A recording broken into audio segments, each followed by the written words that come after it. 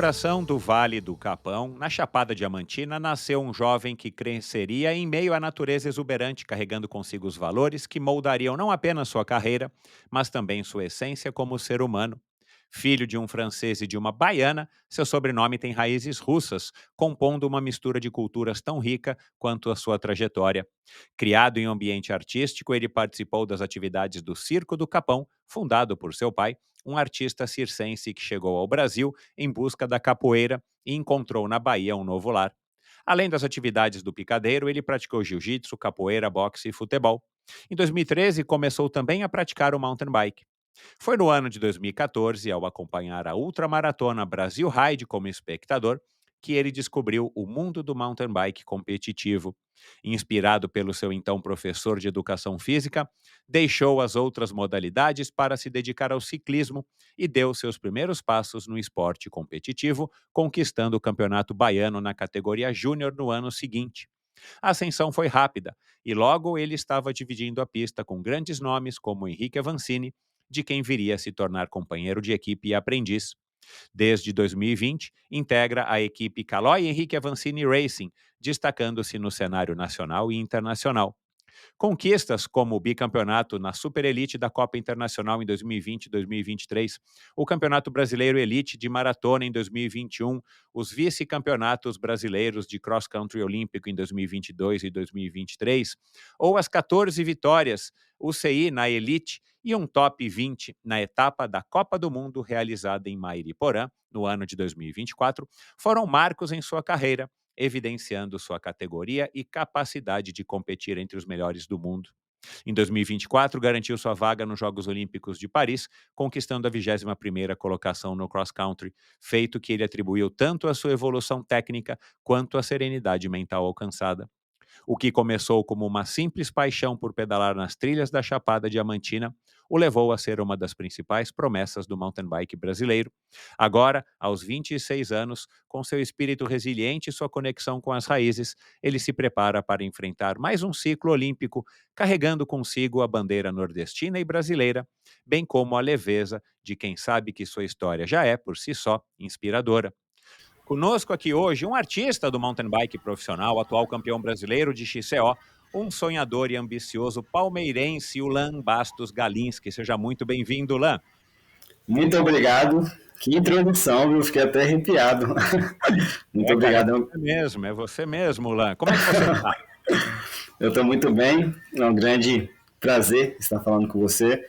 Atualmente estou no Vale do Capão, o lugar onde eu nasci, fui criado, e é o lugar onde eu construo minhas performances para cada nova temporada. Então, estou muito feliz em estar aqui. Legal. Já vou fazer aqui um aviso a todo mundo, né? Que a gente vai ouvir muito Amarelinho do Junco, João da Palha, Tangará Príncipe e Sanhaço, Papo Laranja ao longo dessa conversa, porque o Lan está literalmente ali, ó, na frente de uma floresta exuberante, aí nessa região do Brasil, que acho que deve ser uma das mais bonitas. Eu não conheço o Brasil inteiro, mas essa região aí é fantástica e você é testemunha disso, né, Lan? Esse é o poder da natureza. Vocês vão escutar vários amigos aí, não só nós dois. Mas sim, é um lugar realmente muito lindo e um polo muito com um potencial muito grande de esportes radicais. Então, realmente, nasci em um lugar privilegiado. Legal. Lá para o final da conversa, eu vou querer se você já está investindo em algum negócio aí para sua pós-carreira, para fazer Isso é algum importante. exato, algum tipo de negócio voltado aí para o turismo esportivo aí no lugar onde você nasceu e foi criado. E eu falei que você é palmeirense, mas não porque você torce necessariamente pelo time do Palmeiras. Por coincidência, eu também torço pro Palmeiras, Palmeiras e Bahia.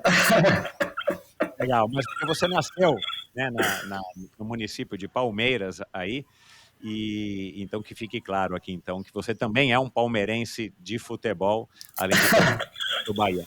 Agora, Olan, a gente está gravando esse episódio agora no finalzinho do ano, e talvez as pessoas que te conheçam e que te sigam tenham visto, mas quem não sabe, né, o seu pai veio a passar agora recentemente, né, depois de enfrentando aí uma doença grave nos últimos 2 anos, 2 anos e pouquinho, e você fez um vídeo no Instagram que, cara, se não viralizou, deveria viralizar, porque é um texto muito bonito, você lendo ele, provavelmente você estava aí também no Capão, né, com um cenário ali, enfim, você vê que estava num lugar bacana no meio da floresta, No mas quintal de casa.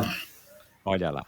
Eh, cara, me surpreendeu a qualidade do texto, né, eu queria saber quem foi que escreveu, e a sua interpretação também, né, a serenidade, né, visto que, né, é um momento, difícil na vida de todos nós quando a gente perde um ente querido, muito mais um pai ou uma mãe. Quem foi que redigiu aquele texto? Então, eu não posso ter esse mérito só para mim, porque meu pai é a grande inspiração e ele que tocou meu coração quando eu estava escrevendo. Na verdade, foi eu mesmo, 2 dias após a sua passagem, no seu velório. A gente estava no Circo do Capão e eu fui lá para trás do circo e decidi escrever, decidi deixar o meu coração falar o que eu estava sentindo no momento e compartilhar com as pessoas. Algo que meu pai me ensinou muito durante a vida dele é o poder de compartilhar as coisas. Então, eu realmente acreditei tudo aquilo que a gente estava vivendo naquele momento, muito mais do que triste, era uma mensagem importante, algo especial, e eu quis compartilhar. E deixei meu coração falar, então surgiu aquele texto. Parabéns, cara, porque, dá para perceber, obviamente, que ele foi escrito do coração. Eu achei que tivesse sido de sua mãe, ou sei lá, os seus irmãos juntos, eventualmente contigo, mas muito bonito. Você tem o hábito de escrever ou foi, assim, um momento que bateu ali à vontade naquela emoção e redigiu aquele texto bacana? Na verdade, eu gosto bastante de fazer poesia. Na verdade, a família toda é uma família de poetas. Meu irmão mais velho faz poesia, minha irmã, meu pai tem um livro de poesia que eu nem conhecia, na verdade, isso aí é de 20, 30 anos atrás eu estou descobrindo, a gente descobriu esse livro mais recente que minha mãe mostrou pra gente. Então é algo que vem de família e desde pequeno eu sempre gostei de escrever poesia.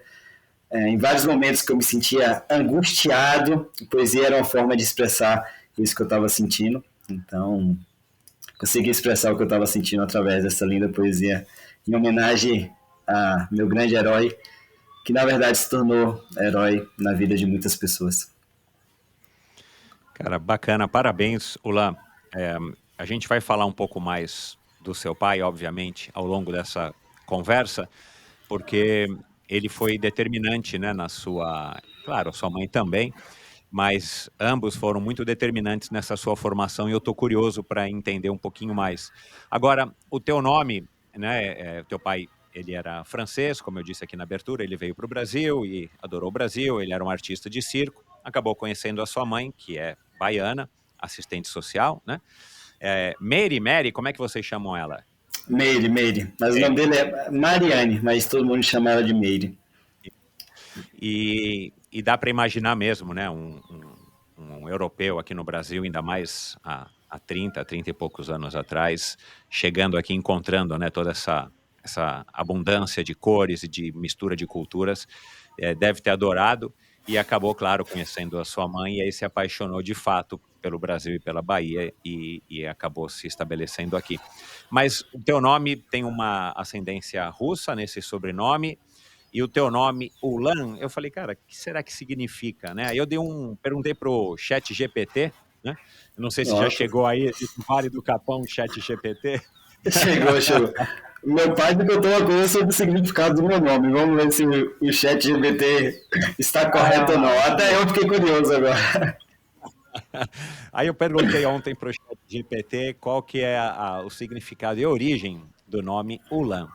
Aí ele dá algumas respostas, né, o ChatGPT não é perfeito, ele dá algumas respostas que para os mongóis ou na língua da Mongólia, ele deriva de um termo que eu não arrisco aqui pronunciar, que significa vermelho. E o nome carrega conotações de força, vitalidade e sorte, frequentemente associado ao herói vermelho de Ulaanbaatar, que é a capital do país. Em turco, ou em algumas línguas turcas, Ulan significa jovem ou rapaz, denotando energia e promessas para o futuro. Olha que eu não perguntei a origem do nome Ulan Bastos Galinski, eu só perguntei Ulan, né, e deve ter alguns Ulans no mundo, né. Não Filipinas. muitos, mas tem alguns, eu acho. E nas Filipinas, numa língua chamada Tagalo, Ulan significa chuva, um nome ligado à natureza e à serenidade. Então eu achei curiosamente, né, não achei a resposta talvez que eu queria, mas eu vi que tem vários significados que parece que condizem com você, a sua personalidade, né. Eu fiquei surpreso positivamente.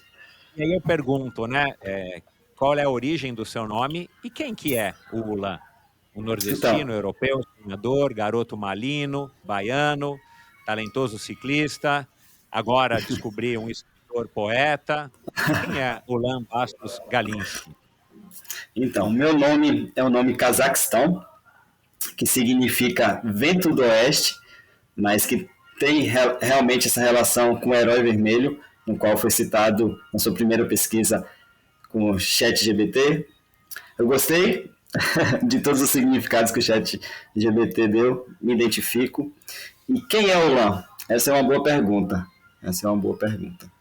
O Lan é um menino comum que veio de um lugar muito especial, que teve e tem uma educação diferente dos seus pais e por causa disso tudo se tornou em um campeão não só do esporte, mas eu diria que um campeão da vida, com valores e um caráter do bem, mas que ainda está se descobrindo a cada dia. Então, é isso. Foi bem resumido, mas eu gostei. O que que a Ana Laura diz a respeito do Ulan? O que que ela mais valoriza no Ulan? Essa pergunta. Provavelmente não são seus títulos, nem as suas terras. Não. Eu acho que é o contexto geral do ser humano que eu sou. Que na verdade eu considero o mais importante. E que, sinceramente, eu acredito que está muito interligado a pessoa que você é como ser humano com a pessoa que você é como atleta. Se você consegue amadurecer e crescer como ser humano, eu acredito realmente que você vai expandir, vai crescer como atleta. Essa pergunta você teria que perguntar para ela, para a gente descobrir exatamente, mas eu acredito que o ser humano. Fica a deixa aqui, então você vai intermediar e vai fazer o convite para ela participar do Endorfina e eu vou abrir o episódio perguntando para ela o que ela viu no Ulan Bastos Galinski. Mas Boa, vamos lá, boa. tá sério, o convite é sério, depois você fala com ela. Hã, aquele vídeo também no teu Instagram, que eu imagino que você deva ter uns 10 anos, que você gravou para uma TV, falando, né, que você é artista de bola, rola e palhaço, se eu não me engano, eu entendi isso. Bola, rola e palhaço. E você quer ir, pra Europa para mostrar o teu potencial, né, você tá lá no circo e alguma TV ali foi fazer uma matéria com você. Cara, você garotinho, bonitinho ali, e todo assim já, né, extrovertido e falando isso, né, que você quer ir pra Europa e mostrar o potencial, o seu e o potencial do circo, né. Cara, esse é o garoto sonhador que um dia sonhou em ir para as Olimpíadas ou mudar o mundo? É exatamente isso. De forma muito genuína, na verdade, né? Quando eu vi esse vídeo, eu falei, caraca, isso está cultivado dentro de mim desde sempre. E na verdade eu só fui um menino que escutou o que estava dentro dele, sabe? E é isso que eu tento passar através da minha história, através de quem eu sou, que eu apenas escutei o que estava em meu coração. Foi minha mãe que me mandou esse vídeo, eu não lembrava dele, mas realmente mostra que eu já tinha, de certa forma, essa mentalidade de sonhar grande e de acreditar no trabalho. Porque eu falo isso, né? Se a gente treinar mesmo, a gente vai chegar onde a gente quiser. Então, de certa forma, eu sempre tive essa consciência no poder da disciplina. Talvez naquela idade, não de forma racional, eu diria, mas já tava ali dentro de mim. E um post em 2016 que você fez e você escreveu a seguinte legenda. Acho que você fazia muito post com foto sua, né? Dá para perceber que você é um cara que gosta da sua autoimagem e isso é ótimo, né? Acredite em si próprio e chegará um dia em que os outros não terão outra escolha senão acreditar em você. Isso aí. Cara, queria que você falasse, né, não sei se você se recorda, provavelmente não, eh, mas que você falasse disso, né, porque, cara, agora fica legal e fácil de olhar e falar: "Pô, esse menino sabia que ele ia ser um moleque de sucesso", né, um menino, um adolescente, um jovem e um homem de sucesso. Mas é claro que, naquele momento, provavelmente, você não tinha ainda a noção da onde você chegaria, era talvez mais uma vontade, né. E aí agora já 8 anos se passaram, você está na equipe do Avancini, na Caloi, você já foi para uma Olimpíada, você agora tá, né, vai começar a se preparar para a sua próxima. Queria que você falasse um pouco disso, né, de acreditar, em si mesmo. Quem que te ensinou isso e desde quando que você atinou que essa é a melhor coisa que a gente pode fazer? Porque se a gente não se gosta, se a gente não acredita em nós mesmos, quem é que vai acreditar? Primeiramente, um bom trabalho tem que ser reconhecido, então, parabéns. Realmente você pesquisou, se interessou pelo assunto e está cutucando frases, momentos marcantes da minha vida e que fizeram uma diferença muito grande. Todas essas reflexões que você está trazendo. Porque, na verdade, eu sempre fui meio louco sonhador. Então, ali naquela época, 2015, 2016, eu ainda não era nem o melhor atleta da Bahia, na categoria júnior, muito menos na elite, e eu falava de uma forma muito genuína e muito espontânea que eu seria campeão brasileiro. E no começo todo mundo achava loucura. E eu falava, pô, você está falando com o futuro campeão brasileiro. Mas falava brincando com amigos, com as pessoas próximas e tal. E muita gente acreditava, mas a maioria não acreditava, porque realmente era uma loucura. E aí depois que eu falava naquela emoção, eu falava, caraca, mano, você é meio doido, né, ficar falando essas coisas. E o tempo foi passando, a gente vai galgando, passo a passo, a gente vai amadurecendo, crescendo, aumentando o nível, e eu fui percebendo isso, que as pessoas, ao decorrer do tempo, foram começando a acreditar. Então aquele menino que falava que um dia vai ser campeão brasileiro, que todo mundo achava uma loucura, já estava, poxa, eu realmente acho que você pode ser campeão brasileiro. Depois, poxa, caraca, eu tenho certeza que você vai ser campeão brasileiro. E aí depois chegou em 2023, 2024, as pessoas começaram a ter, não só apenas a ter certeza, mas a me cobrar de eu ser campeão brasileiro. Falei, caraca, muito doido o poder disso. E você acha que essa veia sonhadora, essa, essa autoafirmação positiva, ela veio mais do teu pai, mais da tua mãe? Você parece em quê com o seu pai? Em que você parece com a sua mãe? Veio dos dois. Os dois sempre foram muito sonhadores, sempre tiveram a preocupação não apenas de crescer, mas de compartilhar. Mas eu diria que essa coragem, porque você precisa ser corajoso para você falar uma coisa dessa. E você precisa ser ainda mais corajoso de falar e no dia seguinte correr atrás para conquistar o que você falou.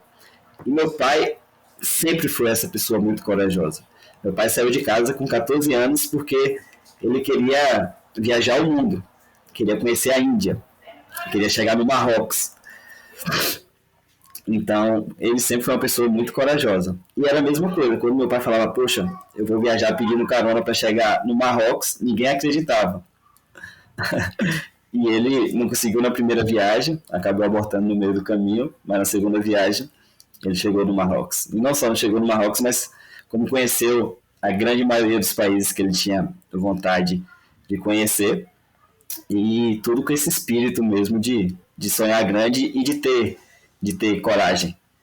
Baita coragem, inclusive, a dele, que eu não teria.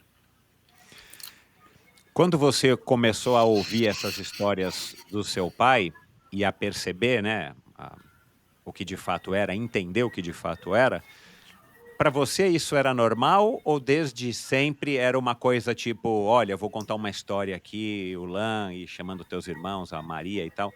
Olha, uma vez o papai fez isso, isso. Era uma coisa normal, normalizada dentro da família do lar dos Galinski, ou sempre foi uma coisa tipo, oh, meu, olha o que meu pai fez, meu Deus do céu, meu pai, sabe, tipo de contar para os amiguinhos na escola, ah, você não sabe o que meu pai, professor, você não sabe o que meu pai fez, ou vocês normalizavam isso?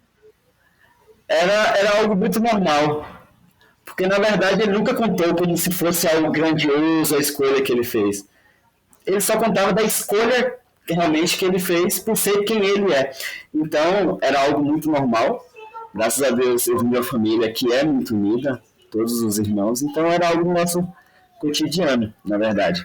Mas quando ele me contava essas coisas, eu pensava para mim, poxa, pai, eu sinto muito. Agora você vai ter que apoiar qualquer sonho meu e não vai poder criticar nenhum sonho meu. Imagina o trabalho que meu pai deu para minha avó. Sair de casa com 14 anos pedindo carona para atravessar 10 países para chegar onde ele queria.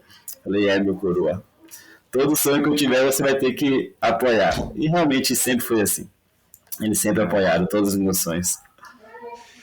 E agora, andando um pouco na linha do tempo, você, pelo que eu pesquisei aqui, você começou a andar de mountain bike, aí um pouquinho, em 2013 e tal, e aí você foi assistir a Brasil Ride, porque não sei quem que estava lá competindo, que você quis assistir, passava aí pertinho, né, da tua casa, e aí você viu aquilo lá e é como se, de repente, um novo portal abrisse na tua frente, né, aquele bando de gente do mundo inteiro, literalmente, né, ainda mais naquele ano, e curtindo e aproveitando o quintal da tua casa, né, como se fosse o último dia do mundo para os ciclistas, e aquilo mexeu contigo. Eu queria que você relembrasse como é que foi, quais foram as sensações e o que que te fez, então, né, eventualmente até receber esse conselho. Eu não sei se o teu professor chamava Muquinho, né, é isso? É. E ele fala, Olan, você vai ter que decidir o que você vai fazer, não dá para fazer tudo ao mesmo, não dá para abraçar o mundo. E aí você escolheu seguir com um esporte ainda, que não era profissão, o ciclismo. Então, o Brasil Ride acontece em Mucugê, que é 70 quilômetros do Vale do Capão.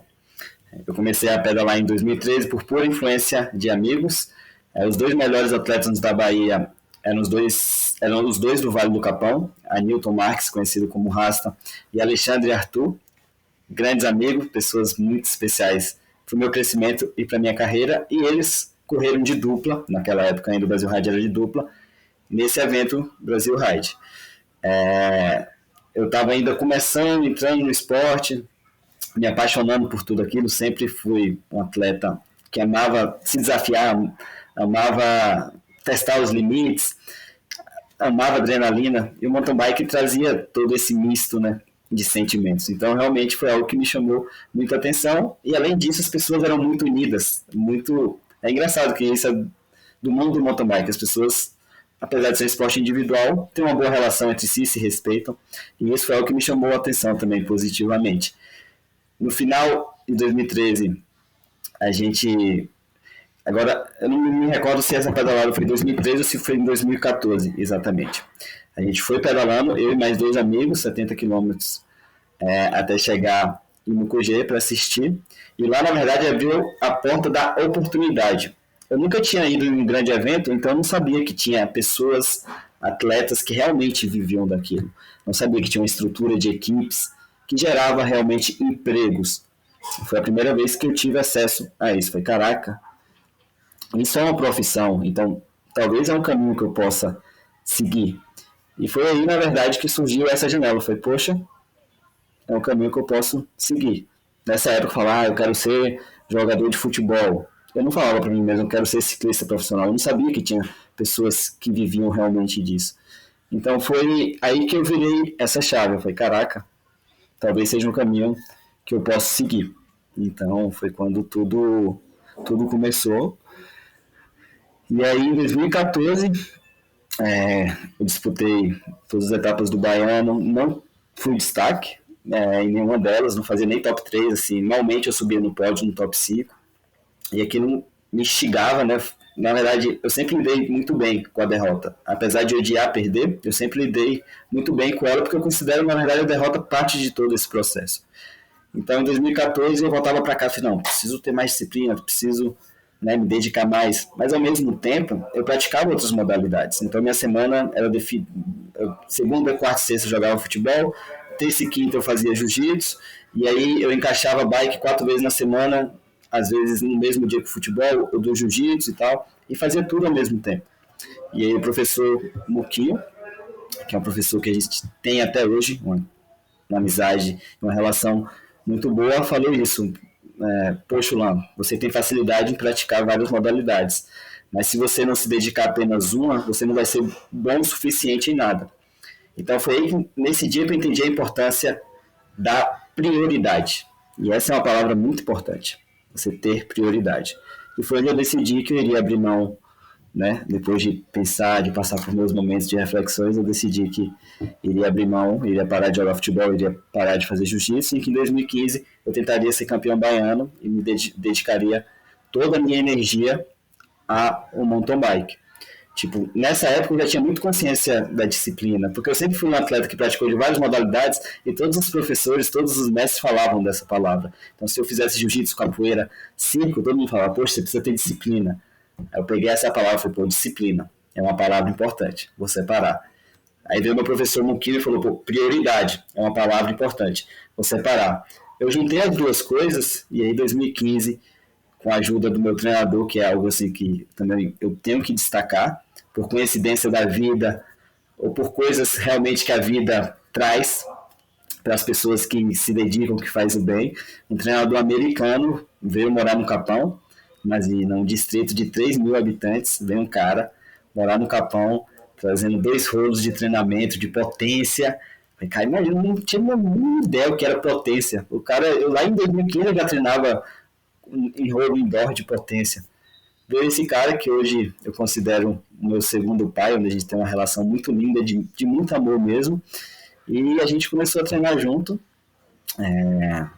E aí, com toda a disciplina, a dedicação, tendo consciência de qual era a minha prioridade para aquele momento, eu consegui conquistar meu primeiro título baiano em 2015. Que eu lembro assim que foi uma alegria muito, muito, muito grande.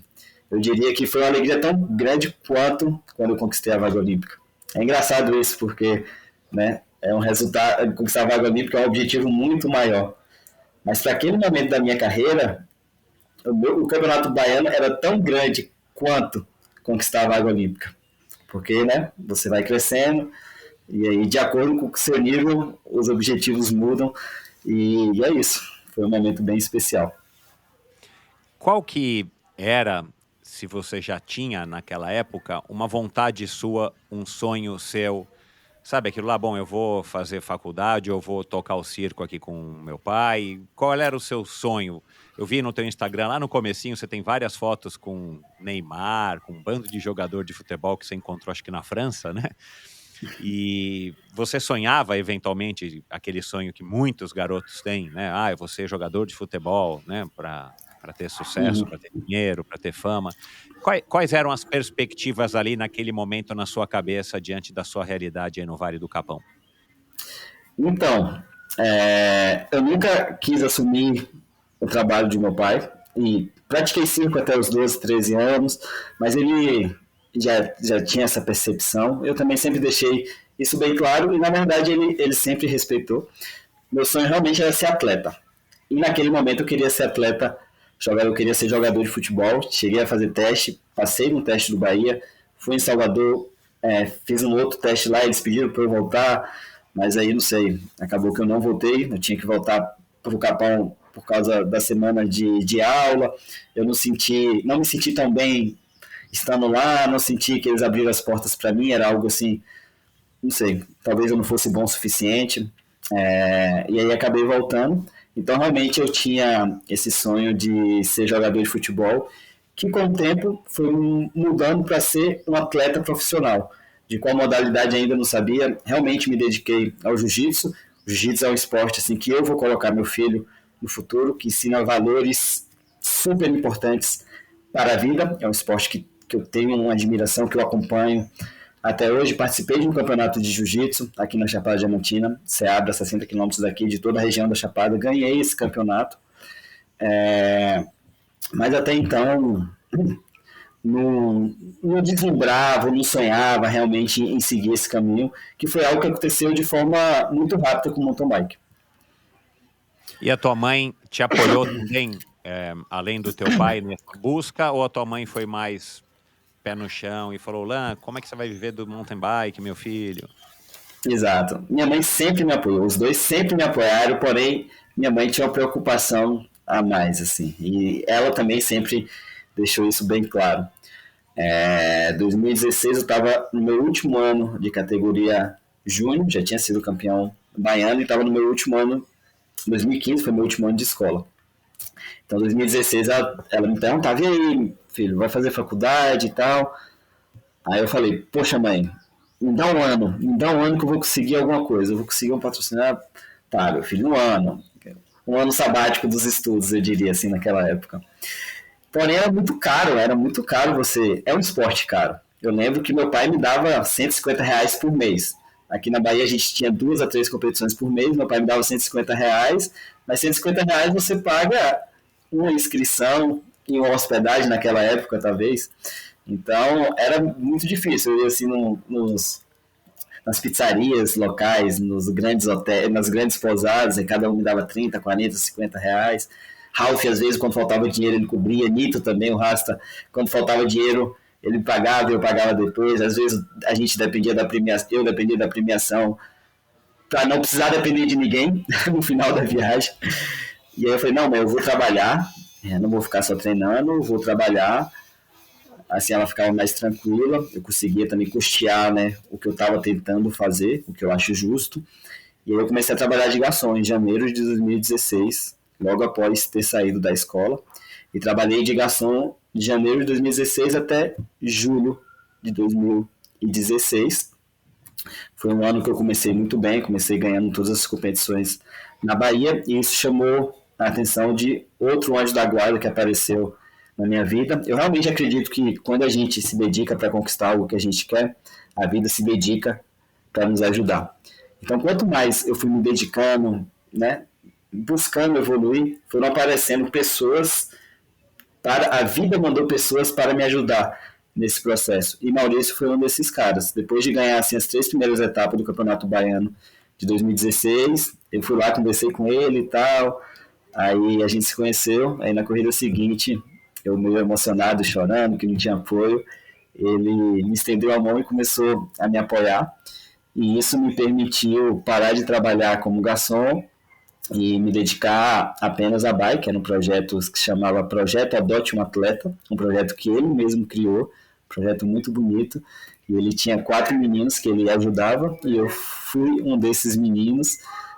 Sou eternamente grato a esse projeto. Esse ano a gente conseguiu trabalhar junto, e a Calói está apoiando o projeto para 2025. E foi aí que, na verdade, eu parei de trabalhar como garçom e comecei a me dedicar apenas à bike. Porém, eu não consegui um contrato. Para você conseguir um contrato, você precisa começar a se destacar em corridas de nível nacional. Então, eu falei, poxa, eu preciso me aventurar e começar a competir a Copa Internacional. E em julho de 2016, tive minha primeira experiência na Copa Internacional e não fiquei nem entre os 10 na categoria júnior. Eu lembro assim que foi um grande choque para mim. Eu falei, caraca, velho, não tô nem entre os 10 melhores júnior do Brasil. Mas ao mesmo tempo, mais uma vez, aquilo, sabe, trouxe uma vontade, uma sede dentro de mim, que eu voltei para casa. Eu lembro assim, velho, que eu fiquei 2, 3 meses treinando muito. Assim, diria que uma carga horária de horas maior do que eu treino hoje em dia. De eu falar com ela, falei, não, a gente vai treinar e tal. E, pô, fazia, tipo, 4 horas na sexta, 5 horas no sábado, 6 horas no domingo, de longão, assim. E aí, a última etapa era maratona. Como aqui na Bahia tinha bastante competições de maratona e não era, né, o caso das corridas nacionais, todos os atletas nacionais, eles focavam muito mais no XCO. E pelo fato de eu ser baiano e a maratona ser muito forte aqui, eu competia muito a maratona. Então eu vi uma boa oportunidade de ir na Copa Internacional de Congonhas, que era a última etapa, eu ter um bom resultado. E aí me dediquei, treinei realmente muito, e a gente chegou lá. E é um detalhe interessante que eu viajei com um grande amigo, Kennedy, que nessa época já era o melhor da Bahia, e um grande amigo inspiração. E aí a gente jantando no dia anterior, e eu falei, eu vou ganhar amanhã. E foi a mesma coisa daquele, né, aquele sonho maluco que ninguém acredita. Aquele, pô, não, peraí, eu sou seu amigo, mas aqui é a Copa Internacional. Não é bem assim. Aí até eu não falei, calma aí, baixa sua bolinha aí, menino. Baixa sua bolinha que não é bem assim. Mas aquele sentimento tava dentro de mim. E aí no dia seguinte eu falei, na hora da largada, eu falei, caraca, velho, Todo mundo aqui tem duas pernas, todo mundo tem uma cabeça, dois braços. Eu trabalhei pra caramba. E eu lembro que nesse dia eu entrei no estado de flow nessa competição, assim, velho, que foi mágico. E eu ganhei a Copa Internacional. Eu lembro de chegar e olhar pro lado assim, o que tá acontecendo, meu Deus? É verdade? E sabe aquele sentimento de... Não é possível que eu acredite no que aconteceu. Porém, não foi o suficiente para eu conseguir o meu contrato. Né? As marcas me conheciam, sabiam quem eu era, porém eu só tinha ganhado uma corrida. E aí vai outra palavra-chave, para vocês que estão escutando, separem essas palavras. Já foi disciplina, prioridade, e a outra palavra é consistência. Foi onde eu entendi que para você conseguir um contrato, você não pode só ganhar uma corrida. Na verdade, você precisa ser consistente. Eu falei, poxa mãe, foi quase, não consegui o contrato, mas me dá mais um ano que eu vou conseguir esse contrato. Eu sei o que eu preciso fazer agora. Mas era um ano que eu estava mudando de categoria. Eu estava indo para o primeiro ano de sub-23. Então é realmente um desafio a mais assim, para o atleta profissional. Então eu não cheguei e fiz top 3 na sub no meu primeiro ano. Comecei a fazer top 10, que já estava no pódio da Copa Internacional. Depois comecei a entrar no top 5, porém eu estava sempre consistente, estava sempre ali. E isso foi o suficiente para que a TSW me chamasse, né? A TSW que fazia, de certa forma, parte desse projeto que eu fazia parte na Bahia. E aí eu consegui dar espaço adiante e sair da equipe estadual da Bahia para entrar para a equipe nacional e fechei meu primeiro contrato profissional. Eu falei, aí, mãe, agora você pode ficar tranquila. Eu consegui, foi um ano de atraso, mas consegui um contrato. E eu tive que morar em Governador Valadares. Então, em 2018, eu tinha 19 anos. Eu saí de casa para morar em Governador Valadares buscando voos mais altos. E provavelmente teus pais te apoiaram, porque Sim. viram, né, no ULAN a sua determinação, a sua vontade, a sua perseverança, a paciência e, claro, o seu talento e dedicação. Apoiaram sim. Inclusive, minha mãe viajou comigo na minha primeira viagem a Valadares. Eu sempre fui uma pessoa assim, muito independente. Então eu falei, não, mãe, não precisa ir comigo, não, eu me viro, sei lá o quê. Mas, cara, foi a melhor coisa que ela... Eu acho que é coisa de mãe, ela sente. Foi a melhor coisa, assim, que ela fez, porque pra mim foi um choque de realidade muito grande. Por mais que eu já conhecesse Valadares, eu saí do Capão, né? Pô, rodeado realmente de montanhas a corda, escutando os animais cantando. E aí eu chego em Valadares, e o apartamento que eu tinha alugado era um apartamento simples, no BNH.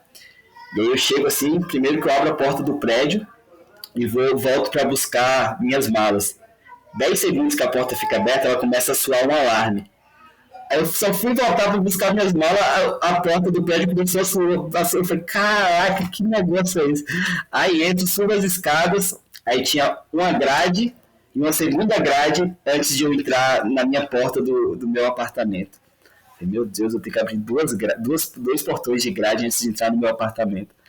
E assim, eu lembro que quando eu entrei no apartamento foi um choque. Falei, caraca, as janelas tinham tudo proteção, sabe? Falei, poxa, velho,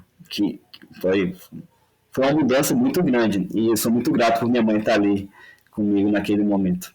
Assim, eu lembro que eu não queria que ela fosse, mas hoje eu reconheço a importância dela naquele momento para mim.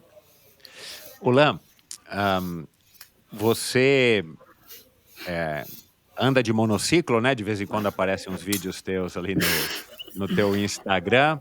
Você disse agora que você foi lutador de jiu-jitsu e ganhou até um campeonato. Eu ouvi também num outro podcast teu que você chegou a tocar flauta doce.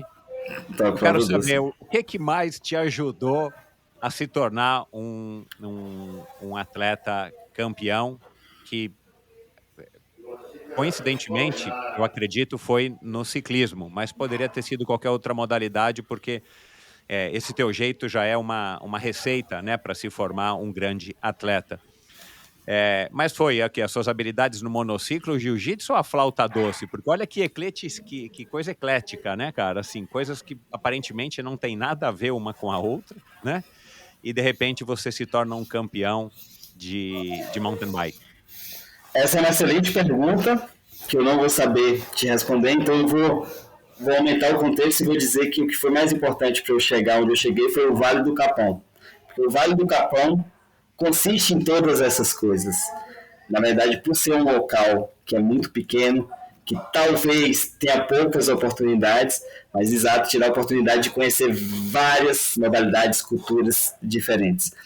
E isso é algo muito típico e único do Vale do Capão. A maioria das crianças aqui realmente praticam todas essas coisas, não é algo só eu. Claro que cada uma, né, se identifica com uma coisa diferente, mas aqui a arte é muito forte, então você pode tanto fazer capoeira, mas como você pode fazer dança afro, você pode tocar piano, você pode ser flautista, você pode cantar, e na verdade as escolas usam essas coisas como forma de educação aqui no Capão. Eu sou de escola comunitária Vila do Cristal, onde eles usavam essas atividades para educar as crianças, assim como atividades no quintal, na horta.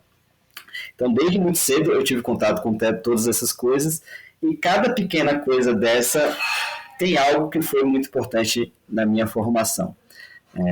Então, tanto no jiu-jitsu, flauta eu diria que um pouco menos, mas em várias dessas coisas que eu pude vivenciar pelo fato de ter nascido no Capão, foram importantes na minha formação, então eu vou usar o Vale do Capão como resposta dessa sua pergunta. E aí põe um tempero europeu nesse mix todo, né? Sua mãe baiana, seu pai francês e mais os seus atributos, deu esse tempero bacana, né? De atleta e ser humano campeão. Parabéns. E você sempre foi competitivo ou foi alguma coisa que o esporte canalizou? Essa é uma pergunta excelente, que inclusive eu quero falar no meu documentário. Muito boa essa pergunta, porque na verdade eu comecei a ser competitivo na infância, sempre fui competitivo, eu diria, mas pelo fato de eu sempre ter amigos competitivos. E a gente está sempre se testando um contra o outro. Então, eu estava conversando sobre isso hoje de manhã, que desde muito pequeno, a gente tem uma rede de amizade muito grande aqui no Capão, a gente cresce realmente livre no meio do mato, então com 5, 6 anos de idade eu já saía de casa e falava, mãe, tô indo na casa de um amigo e tipo, voltava às 5 da tarde. Então, poxa, a gente tá entre amigos, a gente vai para um rio, a gente ia postando corrida nas trilhas, correndo, parecendo uns malucos. Poxa, eu sempre tinha um amigo que fazia uma atividade comigo. Então, eu tinha um amigo que fazia jiu-jitsu, o outro fazia capoeira, e a gente estava sempre se testando, mas de forma muito amigável, mais competitiva. Então, os meus amigos de infância acabaram moldando esse caráter competitivo dentro de mim. Então, realmente foi algo que eu comecei a ter desde muito pequeno, por causa dos meus bons amigos que eu tive e ainda tenho. E todos muito talentosos, então todos davam trabalho assim, em uma modalidade, então eu tinha que suar para bater de frente. O meio ambiente, né, onde a gente vive, ele é determinante, né? Seja o meio ambiente natural, o Vale do Capão, no teu caso, seja a cultura meio europeia, meio baiana da tua criação, e também essa influência dos amigos, né? Dizem que, não lembro de quem foi que eu ouvi isso, mas não foi de uma pessoa só, que a gente é a média das nossas amizades, né? Então, se você tem amizades que são competitivas, muito provavelmente Sim. você vai se tornar um cara competitivo. Por isso que é legal a gente escolher bem os nossos amigos, né? Sim, sim. Aquele outro ditado, né? Diga-me com quem andas que te direis quem és, né? Exatamente. Agora, como é que foi? Eu queria que você relembrasse, isso eu não li, não ouvi você falando na minha pesquisa. Como é que foi o momento do convite para você participar da Caloi Henrique Avancini Racing? Foi uma coisa que começou paulatinamente? Foi o seu Rui que te ligou em algum momento? Foi o Henrique na pista ali que falou, cara, me dá teu telefone que eu quero conversar contigo. Como é que foi? E como é que foi receber, né? É claro que você ficou super animado, mas ao mesmo tempo vem um monte de coisas à cabeça. Eu queria que você falasse desse momento. Então, foi na sala de exame antidoping do Campeonato Brasileiro de 2019.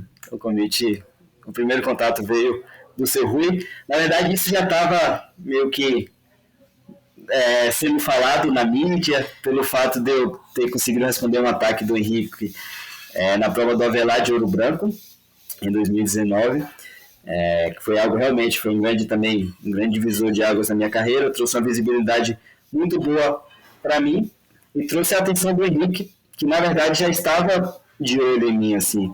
Em 2019 eu lembro de ter feito uma preparação totalmente diferente. Em 2018, no meu primeiro ano de contrato, eu tive um ano ok, mas não era o que eu gostaria que fosse.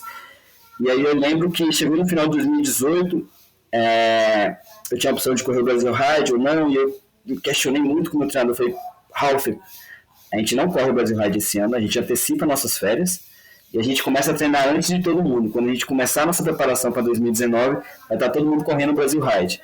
E a gente começou muito cedo a preparação para 2019. Em janeiro a gente foi para a Colômbia. Um dinheiro, assim, eu lembro que ele me emprestou, nem tinha um dinheiro todo para essa viagem. A gente foi para a Colômbia, ficamos 20 dias na altitude. E aí eu voltei para o Brasil em 2019 muito bem fisicamente. Comecei a primeira temporada ganhando na Sub-23, foi minha primeira vitória a nível nacional na Sub-23. E na segunda vitória, e aí na segunda corrida em Petrópolis eu fiz segundo, perdendo para Edson, que era atleta da equipe Calói Henrique Avancini Reis, mas fazendo top 10, foi o meu primeiro top 10 na Super Elite em uma Copa Internacional. Eu lembro que a gente estava esperando o pódio, aí o Henrique veio me dar parabéns, falou, poxa, evoluiu sendo consistente, isso é raro. Aí eu falei, poxa, o Henrique tá de olho em mim, né? Eu falei, pô, fiquei super feliz. E aí depois veio essa corrida do Avelar, no qual eu respondi esse ataque dele. Então a mídia em si começou a cultivar muito esse negócio. Ano que vem o Lan é da Calói, ano que vem o Henrique vai convidar o Lan para ir para Calói. Porém eu não sabia. Eu falo, poxa, será? E ficava naquela expectativa. A temporada foi passando, e aí chegou o Campeonato Brasileiro, onde eu disputei exatamente com o Edson, que era atleta da Calói. Fui vencido por ele, né? Fui vice-campeão. Ele foi o grande campeão, merecidamente, esse ano. E aí, no exame antidoping, o Rui perguntou, e aí, Lan, já renovou para o ano que vem? Aí eu falei que ainda não tinha renovado. Aí ele falou, eu tenho interesse. A gente vai te ligar em algum momento. Aí pegou meu contato.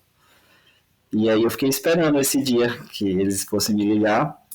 E aí eu lembro que eu viajei para competir minha primeira Copa do Mundo, na categoria Sub-23. Uma oportunidade que o MTB 90 me deu. E aí eu competi na Itália, primeira etapa, fiz 42, 44, não lembro. E aí na segunda etapa eu encontrei com o Henrique. Ele falou, poxa, eu queria conversar com você. Você passa no meu apartamento aqui na Suíça, em Leisenheide? Eu falei, claro, Henrique, passo.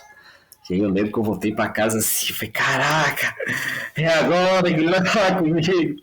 Você tinha roupa para ir até a casa do Henrique? Uma roupa bacanuda, assim, pra... Que no frio da Suíça eu fui sem casaco. Esse dia eu recebi a proposta e eu levei o casaco do Henrique pra casa, que ele ficou com dó de mim. Falei, menino, você vai competir amanhã, você tá sem casaco, nesse frio. Pega um casaco e me deu o casaco do Brasil, que tá aqui até hoje. Aí eu tava com o meu treinador viajou pra me encontrar na Suíça. Eu falei, poxa, Ralf, eu acho que é agora, eu acho que ele vai me fazer a proposta. E aí eu fui no apartamento que estava ele aqui pro Canobeio. Inclusive, uma curiosidade, quando a gente tava conversando, saiu fome de toalha, todo achando que tava sozinho assim. Aí quando ele entra na sala me vê, ele fica todo sem graça assim, fome que daquele jeito dele. E aí eu recebi a proposta do Henrique. Não disse sim de primeira, falei, não, vou pensar e tal. Falei que tinha um interesse muito grande, mas eu tinha outras duas propostas na mesa, né? Tinha a possibilidade de renovar com a TSW, uma equipe no qual eu sou muito grato. Então naquele momento existe o sentimento realmente de gratidão à marca que te deu a primeira oportunidade, e tinha uma terceira marca também que tinha interesse. E aí eu falei, caraca, aí pensei, mas realmente assim, eu lembro que na época nem foi a melhor proposta financeira que eu recebi, mas para mim ficou muito claro, quando eu fui colocando tudo na balança, todas as vantagens e principalmente aonde eu queria chegar, eu falei, não tem que se pensar muito, mas vou dar uma valorizada no meu passe e não vou responder agora não. Tô brincando. Fez certo. Até que o Rui me ligou e a gente fechou, e foi sem dúvidas a melhor escolha que eu poderia fazer. E aí o medo, o dia seguinte, né? Feliz com o contrato assinado, mas aí começam a vir as preocupações. Bom, eu vou ter que entregar mais, ou isso foi conversado na hora de fechar o contrato, as expectativas? Porque o contrato eu imagino que seja só financeiro e as formalidades, né? Mas e a expectativa? O que que o Rui, o que que o Henrique, o que que a Calói Não, esperava de olha, você? sinceramente, durante todo esse processo, eles nunca colocaram muita pressão em mim. Assim, até diria que ano passado, pela briga da vaga olímpica, foi um ano que existia realmente mais uma pressão. Mas durante esses 5 anos era algo muito natural. Eles não cobravam em si, porque eu acredito que eles já sabem o quanto que representar a Calói e o nome deles, já existe uma pressão natural disso. Então, eles nunca foram aqueles chefes que ficavam, sabe, cobrando nada disso. Mas era algo que eu cobrava de mim mesmo pela oportunidade que eu estava tendo. Então, né, existe aquela frase: sorte é quando a preparação encontra a oportunidade. No meu caso, eu conquistei essa oportunidade. Eu só precisava estar preparado para ela. E o interessante disso tudo é que estar preparado é algo que só depende da gente. Então, eu tinha essa consciência, falei, caraca, estou tendo uma oportunidade de ouro, eu preciso me preparar para ela. Eu lembro que, assim, a gente eu acho que nem o próprio Henrique sabe disso, mas ele sabe que eu cheguei lá no training camp, assim, de uma forma excelente. Eu enxerguei o training camp como uma competição alvo para mim. Eu falei, vou chegar nesse training camp, eu vou estar muito bem fisicamente. E eu vou me preparar para isso. Para o primeiro training camp da equipe em 2020. O contexto em si não colocava pressão em cima de mim. Primeiro, porque era meu primeiro ano na equipe. Segundo, porque Edson fazia parte do projeto, e, né, ele que tinha sido campeão brasileiro da Sub-23, eu tinha sido vice. E o Guilherme Miller, que é uma pessoa assim também espetacular, estava no projeto e estava brigando pela vaga olímpica. Então, o contexto em si, a pressão estava mais em cima dos dois do que em mim. Porém, eu não enxergava dessa forma. Eu assumi essa pressão desde o princípio de quando eu entrei na equipe. Eu assumi essa pressão por mim mesmo e pela oportunidade que eles estavam me oferecendo. Para mim era uma questão de bom senso. Falei, poxa, se hoje eu tenho a melhor estrutura do Brasil, se hoje eu estou tendo a oportunidade de algo que eu sempre sonhei, o mínimo que eu posso fazer é dar o melhor de mim. Então, eu realmente apenas me preparei para isso e as coisas foram acontecendo de forma muito natural. Eu lembro que em 2020, na minha primeira corrida, Copa Internacional em Araxá, minha estreia na equipe, eu consegui um top 3 na Super Elite, perdendo apenas para dois campeões mundiais, que era o Hector e o Henrique. Foi uma prova de 4 dias e fui campeão sub-23 ganhando do Martin Vidal, né, que já era considerado uma das grandes promessas do MTB mundial. Então, eu estreiei na equipe muito melhor do que eu imaginei. E isso aconteceu realmente de forma muito natural. Foi apenas fruto do meu trabalho e da mentalidade que eu encarei naquele momento, a oportunidade que eu estava tendo. Posso te fazer uma pergunta de vestibular, bem difícil? Pode, pode. De 0 a 10, aonde que você acha que você está hoje em desenvolvimento atlético, em resultado de fato, diante da onde você quer chegar? Eu imagino que você 6. queira chegar no 10. Está no 6? E 6, você eu estava acho. quando? Você estava quanto em 2020, quando eles te contrataram? 4. 4.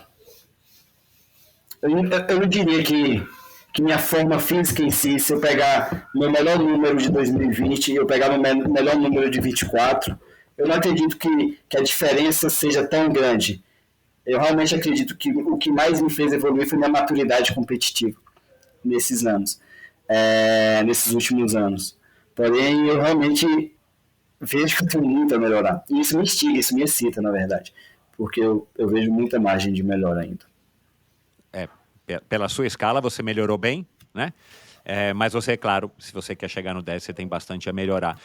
Esse lance que eu também citei na abertura e que eu pesquisei em algumas matérias que você deu, sobre a sua preocupação, né, com o ranking, porque para se classificar para os Jogos Olímpicos no mountain bike, se por acaso algum ouvinte não sabe, precisa somar pontos.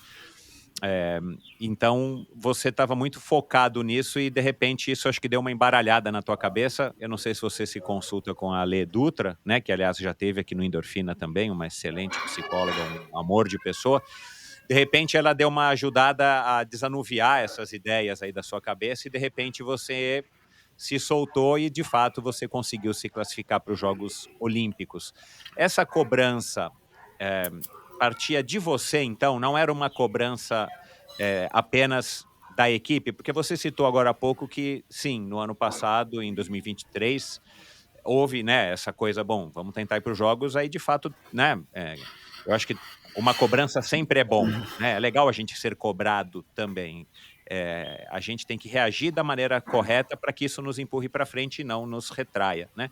Mas eu queria que você falasse um pouco desse processo, dessa, entre aspas, dor de crescimento, de amadurecimento, de entender como é que o LAN funciona sob pressão e como é que o LAN vai fazer para desempenhar o seu melhor potencial, à sua maneira, porque aí é uma coisa muito individual. O Henrique tem um jeito, né, a Raíza tem um jeito, o Alex esteve aqui, eu já percebi que ele tem um outro estilo, né, e você tem o seu estilo. Como é que foi também esse processo de descoberta?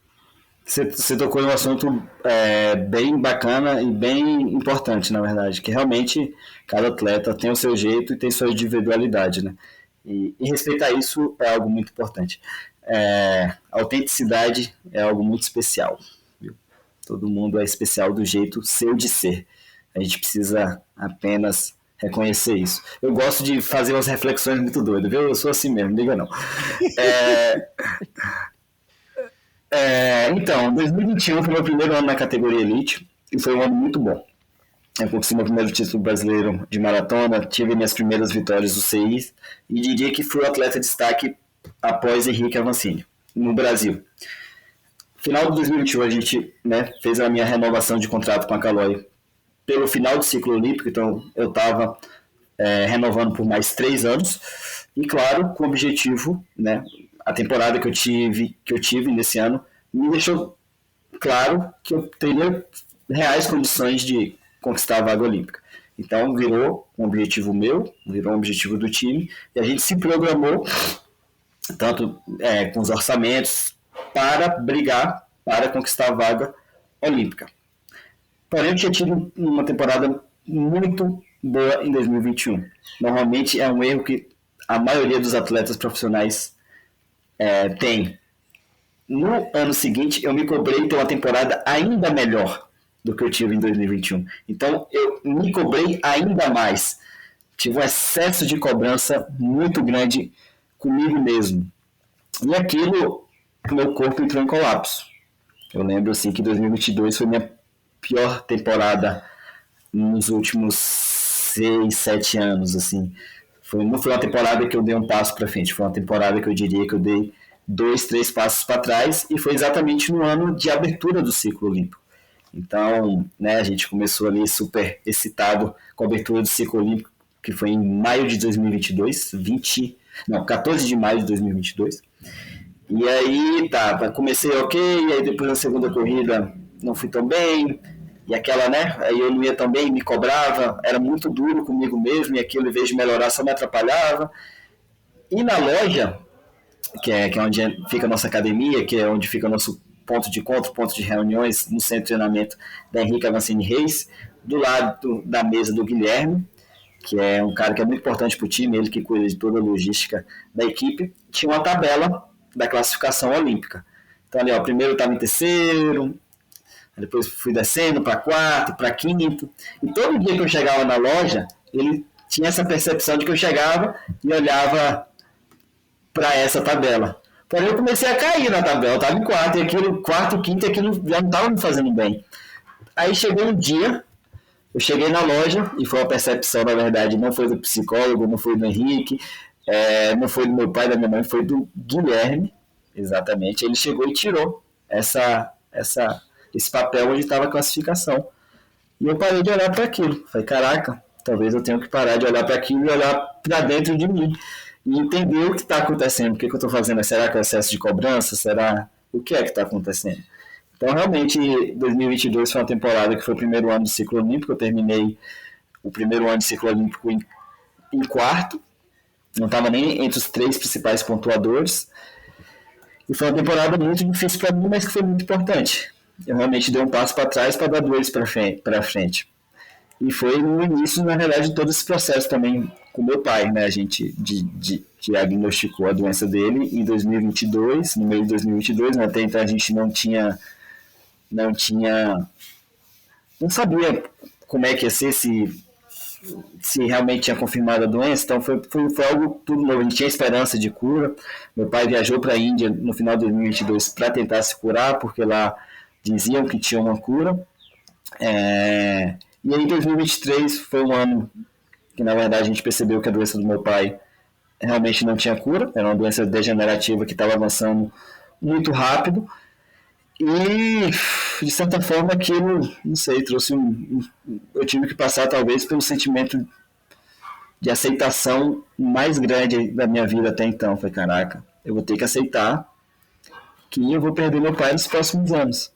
Eu vou ter que aceitar que meu pai vai ter cada dia mais dificuldade para se mover, para se movimentar, né, depois para falar e tal. E a forma que a minha família encarou tudo isso, que a gente encarou tudo isso, ao mesmo tempo foi a forma que ele encarou tudo isso. Claro que tem aquele momento de destreza, tem, né? Mas ele encarou de, poxa, não sei, velho, ele muito forte, assim, sabe? Ele realmente aceitou a doença e ele só queria ver a gente bem, queria ver a gente brigando, né, lutando pelos nossos sonhos. Então, ali pra mim, na verdade, em 2023, foi, caraca, velho, eu tenho que dar o melhor de mim. Eu tenho que fazer isso acontecer. E consegui. Assim, as pessoas me perguntam aonde é que eu tirei força para me desenvolver. Falei, poxa, velho, nenhuma pressão para mim era tão grande do que eu estava sentindo. Assim, eu não importava mais com o orçamento que a Caloi. Claro que era algo importante que a Caloi estava colocando, né, todo a crença e investimento do Henrique, do Rui em cima de mim. Tudo isso se tornou pequeno, na verdade. Para mim era algo. É o último ciclo olímpico que meu pai vai estar vivo.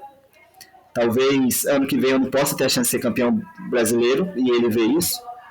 Então eu preciso conseguir isso por ele, por tudo que ele me ensinou, por tudo que ele representa para mim. E por mais que ele quisesse muito me ver lá, ele respeitava se eu falhasse. Então eu tinha essa segurança de que, mesmo se eu entregasse tudo de mim e não conseguisse, ele estava em paz e estava feliz também. Porque ele já se sentia orgulhoso pelo filho que ele conseguiu criar, sabe? Mas para mim, dentro de mim, eu falei, não, meu pai vai me ver nas Olimpíadas. Meu pai vai me ver sendo campeão brasileiro. E aí, quando eu cheguei para ver o segundo ano de ciclo olímpico, eu falei, isso vai começar a mudar. E primeiro tem que começar dentro de mim. Então, primeiro olhei para dentro, vi as coisas que não estavam funcionando, vi o excesso de autocobrança pesado que eu estava tendo. Falei, não, isso precisa mudar e agora você precisa se desenvolver. E, cara, eu cavei fundo, trabalhei muito, me dediquei muito. E para mim era muito motivador, assim, chegar em casa e ver meu pai passando pela situação que ele estava passando, que era muito difícil, e aceitando aquilo, sabe? Então isso me trouxe uma reflexão de aceitação muito grande. Foi, caraca, se eu não conquistar a vaga olímpica, tá tudo bem. Mas eu preciso ter consciência de que eu dei o melhor de mim. Eu tenho uma palavra que eu falo, comprometimento com o meu sonho. Eu preciso ter a certeza que eu me comprometi com aquele sonho e entreguei tudo de mim. Isso vai ser suficiente para me deixar em paz se eu conquistar ele ou não. Mas eu vou conquistar ele. E eu trabalhei. E, sabe, assim, eu lembro que nesse processo meu pai foi perdendo a dificuldade para caminhar e ele tinha cada vez mais dificuldade para caminhar. E eu lembrava disso nos intervalados de subida. Eu falei, não, 10 watts a mais. E pensava nele e conseguia fazer 10 watts a mais na série de potência. E, pô, diminuir 10 segundos numa subida ou no tempo de circuito. E aquilo foi me fortalecendo de uma certa forma que me fez realmente mudar a chave dentro de mim e conquistar algo que eu sempre sonhei. Por mim, por ele, por toda a minha família, pelo Capão, pelo Nordeste. Deu certo. E eu imagino a alegria, a satisfação dele, né, de saber que você tinha conseguido se classificar para os Jogos. Eu não falei sobre isso ainda com ninguém.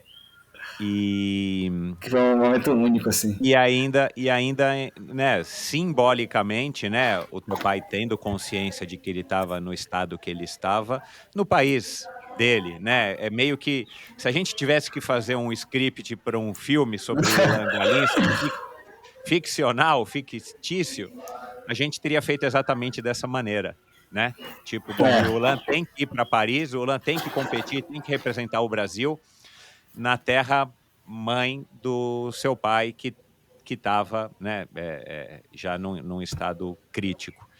Então, que momento especial, que privilégio você ter tido essa oportunidade de realizar um sonho. voltou. Voltou. Oportunidade que você teve de realizar um sonho pessoal e, ao mesmo tempo, poder proporcionar a satisfação do seu pai, eu não vou dizer talvez se realizando no seu sonho, mas vendo o filho dele realizar uma coisa tão importante que simbolicamente aconteceu no país de origem dele. Não, tem algumas curiosidades, assim, interessantes. Em 2019, a gente desde a infância, desculpa pessoal, eu abro muito parêntese para contar a história toda, mas a gente desde a infância a gente sempre viajou a cada 2 anos para visitar minha avó. A gente não tinha essa condição, mas era algo que minha avó oferecia para a gente. Ela pagava nossas passagens e a gente tinha acesso a essa cultura mais profunda com a nossa família por parte da França. Em 2019 foi a última vez que a gente foi viajar, e aí um almoço de família. Minha tia estava falando não, que ela queria se inscrever para ser voluntária em Paris e tal. E aí todo mundo me perguntou, e aí, Luan, você acha que você vai estar nas Olimpíadas de Paris? Porém, nesse ano eu tinha sido vice-campeão brasileiro na sub, então eu não era o melhor atleta da minha categoria. Eu diria que eu estava ali, né, beirando o top 10 entre os melhores atletas do Brasil, elite sub-23. Não, eu fiquei até na hora, eu fiquei, não, eu acho que dá. Apesar de não ter essa, né, não podia ter essa confiança total, eu falei, não, acredito que dá, eu vou estar em Paris sim. Então tudo aquilo começou assim naquele dia, eu falei, caraca, eu falei pra minha família que eu ia estar em Paris, agora se vira. E aí trabalho, e passo a passo, e sabe, eu fui evoluindo. E aí quando chegou em 2022, que era o início do ciclo olímpico, eu realmente vi que eu tinha total capacidade de estar em Paris. E a gente conseguiu. E eu lembro do momento que eu informei minha família, né, que eu tinha conquistado a vaga olímpica, eu estava na República Tcheca. Foi no sábado, após a corrida do Alex Malacarne, né, que me deu um trabalho nessa reta final aí de ciclo olímpico. Mas após a corrida dele, eu já corri classificado, na verdade, a última etapa da Copa do Mundo. E logo após a corrida dele, eu vi que matematicamente não tinha mais chances de eu perder a vaga. Eu liguei no grupo da família. Porém, a gente é do Capão, né? No Capão não pega sinal de celular. Para você conseguir falar com a pessoa tem que estar conectado no Wi-Fi. E, velho, se eu ligasse, assim, de novo, 10 vezes, seria muito difícil todos os familiares atender, né? Meus irmãos, meu pai e minha mãe. Eu liguei, meu pai, meus 3 irmãos, minha mãe, todo mundo entrou na hora, assim. Eu falei, caraca, velho, é coisa de Deus, velho. E aí foi um chororô, velho. Eu contei assim, velho. E o olho do meu pai brilhava e o sorriso assim, ele chorava. E aí minha mãe chorava e minha mãe começou a gritar na rua. Ela tava no comércio no meio do centro, com o Wi-Fi ligado e viu a ligação. Ela, meu filho deu que estava ali, porque meu irmão chorando. Meu outro irmão, que é um pouco mais frio, não estava chorando, mas estava sorrindo. E eu contando assim, lágrimas em lágrimas. Foi um momento assim, muito, muito bonito, muito único, assim, poxa, conseguimos. Todos juntos a gente conseguiu. Estaremos em Paris. E você conseguiu? Eu ouvi uma conversa tua acho que com a Vivi Faveri, que você tinha acabado de assistir aos Jogos de Tóquio, e você cita que você ficou surpreso com a Raíssa, ali disputando a medalha e ouvindo, né, a musiquinha dela, aquele jeito do skate que, cara, para mim, que sou de outra geração do que a sua, aquilo para mim chega a ser Super. assustador. Você fala, cara, ela tá nos Jogos Olímpicos, ela não, né? Ela e as meninas ali, né? Todo mundo. Cara, dançando, vibrando, uma dá o high five pra outra, e vocês estão competindo por uma medalha olímpica. Mas que legal, né, cara? Que legal a atitude do skatista. E eu já ouvi o Bob Burnquist falando sobre isso. E é isso mesmo, esse é o espírito do skate, essa rebeldia do skate que não entra nos conformes, entre aspas, ditos normais da grande maioria das outras modalidades. Você conseguiu fazer isso lá na pista, cara, nos Jogos de Paris, pôr o seu fone Samsung e dar uma descontraída lá, Raíssa? Não, não igual ela, não igual ela. Não chega lá no momento você se treme todo. Tem que admirar o que ela faz. Mas eu achei interessante isso, porque realmente eu vivi os Jogos Olímpicos de Tóquio de forma muito intensa, assim, muito intensa. Eu lembro que eu tinha a senha do Google Play e eu assistia muito todas as modalidades. Na verdade, eu vivi os Jogos Olímpicos de Tóquio desde a da preparação, né? Acabou que veio a pandemia e aí 2021 foi 2021 a gente foi viajar para competir as Copas do Mundo, onde seria a última prova classificatória. Porém, para nós brasileiros, a gente precisava ficar em Portugal 15 dias em quarentena. Então, eu estava indo porque a Caloi Henrique Avancini Race me deu essa oportunidade. Porém, eu estava com os atletas, com todos que estavam brigando pela vaga olímpica, convivendo junto durante 15 dias. Então, eu estava com o Gui, com o Cocuzzi, com a Raíssa, com o pessoal do BMX, o Léo o Rezende, com todos eles. E foi uma experiência muito bacana para mim. Por mais que eu não estivesse passando por aquele momento de pressão, eu poder ver a rotina dos atletas que estavam brigando pela vaga olímpica, né? E assim, eu lembro que eu fazia... Eu queria provar para mim mesmo que eu era capaz assim, de brigar pela vaga olímpica. Então eu fazia questão de acordar primeiro que todo mundo, de ir para academia primeiro que todo mundo. Chegava, a gente comeu super bem durante os 15 dias, assim, tinham várias coisas deliciosas. Aí eu ficava observando um pouco, pegava uma sobremesa, aí às vezes o Guilherme Mina não resistia e pegava uma sobremesa. Eu falei, não, eu não estou brigando pela vaga olímpica, mas eu não vou comer a sobremesa. Eu preciso provar para mim mesmo que eu sou capaz de brigar por isso aqui. E aí depois disso também, em Petrópolis, com o Henrique, né, que o Henrique estava fazendo a preparação dele, em várias sessões a gente treinou junto. Então fiz parte, de certa forma, da preparação do Henrique para os Jogos Olímpicos de Tóquio. Então eu realmente vivi os Jogos Olímpicos de Tóquio muito intensamente. E assisti tudo, assim, Raíssa, eu vi as entrevistas. E assim, foi um ano, foi as Olimpíadas que os baianos brilharam, assim. Ana Marcela, Isaquias, o pessoal do boxe, Beatriz. Então, foi o estado, se não me engano, que mais teve medalhas de ouro, foi o estado da Bahia. Então foi umas Olimpíadas que me inspirou e me tocou de várias formas diferentes. Então foi também as Olimpíadas, né, da Simone, que ela falou, né, sobre depressão, sobre saúde mental. Então realmente eu consegui, né, juntar tudo isso e achar um equilíbrio entre cobrança, entre, né, o divertimento da Raíssa, realmente encarar esse processo de forma mais leve. Então foi um momento que me permitiu entender muito sobre como eu iria encarar o próximo ciclo olímpico. Então foi realmente assim muito importante. E sobre sua pergunta, não, na hora lá, eu lembro que eu curti bastante a semana, assim, me permiti vivenciar, fui na abertura, foi assim tudo muito muito mágico. Daqui 30 anos eu vou falar sobre essa experiência e meus olhos ainda vão brilhar, e isso para mim era algo importante. Não ficar preso apenas a resultado e performance, e ser algo que, quando eu fosse lembrar no futuro, não me trazesse boas lembranças, não me fizessem sorrir e brilhar com essa experiência.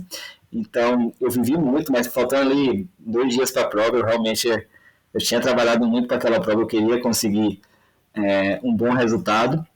E a gente se fecha. Então ali no aquecimento eu fechei minha cara, botei meu fone Samsung, igual você falou no ouvido, e entrei em estado de concentração muito grande. E fiz 21º, você falou na introdução que foi 25º, mas foi 21º? Ah, desculpa, tá. Que esse é o segundo melhor resultado da história de brasileiro em Olimpíadas, junto com o Rubinho. O Rubinho tem o 21º em Pequim ou Londres, se eu não me engano, e o melhor resultado é do Henrique, 13º em Tóquio. Caramba, você cita na sua fala, né, o Rubens Donizete, o Henrique Avancini, e como é que você está aceitando, cara, esse papel de você ser o Ulan Bastos Galinski, que representou o Brasil nos Jogos Olímpicos e que teve esse resultado tão expressivo. Eh, Você aceita bem esse papel? Você está tendo dificuldade? Já deu para perceber que você não é um cara sonhador no sentido de achar que você é o melhor do mundo, dá a impressão que você realmente é um cara bem pés no chão, um cara com a cabeça já bem feita, e provavelmente toda essa construção da sua história, da sua infância, das culturas, te colocou, né, nessa realidade. Você não é aquele atleta que se acha, né, como se diz. Então, mas você aceita bem esse papel de ser um atleta olímpico, um dos melhores do Brasil, um dos melhores do mundo? Como é que isso também está? Como é que esse release, né, tá sendo encarado pelo próprio? Eu vejo como uma excelente oportunidade de compartilhar que eu tô tendo, assim, de, sabe, de voltar para minha comunidade, voltar para o Vale do Capão e falar, caraca, eu cheguei em um bom lugar, né? Onde eu cheguei é um lugar que poucas pessoas chegaram, é um bom lugar realmente, independente do resultado em si. E o que eu posso fazer a partir daqui? O que eu posso fazer de bem para a comunidade ou para as pessoas? Qual a mensagem que eu posso passar? Claro que eu tenho ambições pessoais e elas continuam aqui dentro. Eu quero me preparar. Eu acho que as Olimpíadas de Paris, na verdade, só foi parte do processo aonde eu quero chegar, de onde eu quero construir para estar em 2028. Mas nesse momento eu enxergo realmente como uma grande oportunidade, velho. E é muito bom, assim. Poxa, nessas últimas 3 semanas eu consegui fazer uma palestra para 15 turmas da comunidade do Vale do Capão. E é muito legal você usar a sua história, quem você é, para passar uma mensagem legal para o próximo, para a criançada. E eu estou muito feliz em. Meus pais, eles são jardineiros, eu diria, jardineiros de sonhos. E eu também sou. E isso é algo que me alegra muito. Eu conseguir plantar pequenas sementes ou regar sementes de outras pessoas para elas chegarem onde elas querem, ou pelo menos tentarem chegar onde elas querem, mas realmente fazerem ela refletir e mostrar o poder de olhar para dentro e plantar essa semente que existe no coração de cada um. Porque realmente eu acredito que foi algo que eu falei sobre autenticidade, que cada um tem algo muito especial, uma pedra muito preciosa dentro da gente. A gente só precisa reconhecer essa pedra e tentar mostrar ela para o mundo. Então, eu vejo esse momento que eu estou vivendo na minha carreira como uma excelente oportunidade de passar uma mensagem para o próximo e tentar ajudar as pessoas que me acompanham, as pessoas com quem eu posso ter acesso da minha comunidade, né, do Nordeste, a olharem essa pedra preciosa que cada um tem dentro de si mesmo e fazer ela brilhar. Aos 4 anos de idade, você disse que aprendeu a andar de bicicleta. Quem te ensinou? Foi seu pai? Foi alguém do circo? Você se recorda? Foi sua mãe? Foi do lado da minha casa. Eu não sei se foi meu pai ou se foi meu irmão que estava do lado, mas acabou assim que chegou um momento que a gente não estava conseguindo e eu acabei que eu aprendi sozinho. Tipo, a pessoa que estava comigo me deixou sozinho, e aí eu fiquei lá tentando descer a ladeira até que um momento eu consegui. Assim. E você fez um post lá no comecinho do teu Instagram, eu acabei não anotando aqui a data. Era uma foto sua pedalando, uma foto, aliás, bem legal. Quando o homem inventou a bicicleta, ele atingiu o auge das suas realizações. Obrigado por fazer parte da minha vida. Parabéns a todos os ciclistas, aqueles que só pedalam por prazer, até aqueles que se dedicam todos os dias para tornarem-se melhor. Era o dia da bicicleta. Não gostei dessa frase, isso é frase de Google. Não foi frase que veio de mim, não. As frases que veio de mim eu conheço, não sei se foi minha, não. Essa foi do Google.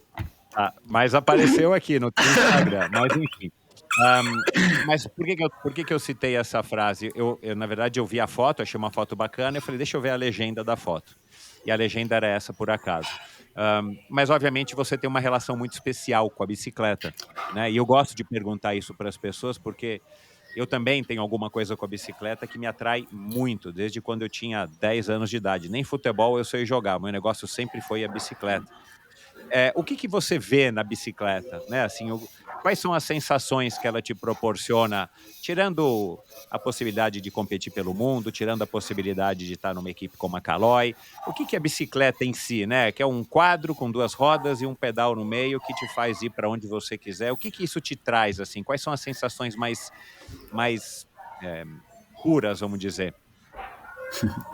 Para mim, é uma ferramenta de autodesenvolvimento muito grande. Né? Tem todas as vantagens para a saúde e tudo mais, locomoção, para o meio ambiente, mas para mim especificamente foi a ferramenta que foi mais forte em minha vida, que me permitiu conhecer a minha melhor e minha pior versão. E isso é algo muito importante para mim, porque na verdade é isso que fica.